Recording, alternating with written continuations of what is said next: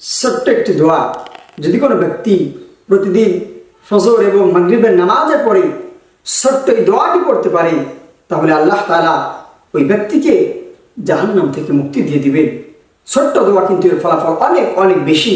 যদি কোনো ব্যক্তি ফজর এবং মাগরিবের নামাজের পরে কারোর সঙ্গে কথা বলা ব্যতীত এই ছোট্ট দোয়াটি 7 বার করতে পারে, তাহলে আল্লাহ তাআলা তাকে জাহান্নাম থেকে বাঁচিয়ে জান্নাতীদের খাতায় তার নামটা তুলে দিবে।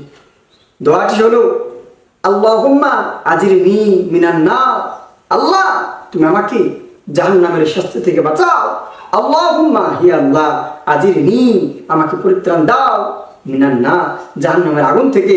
যদি কোনো ব্যক্তি এই দোয়াটি প্রতিদিন ফজর এবং মাগরিবের নামাজের পরে 7 বার করে পড়তে পারে, আল্লাহ তাআলা তাকে জান্নাতে দিয়ে দিবেন।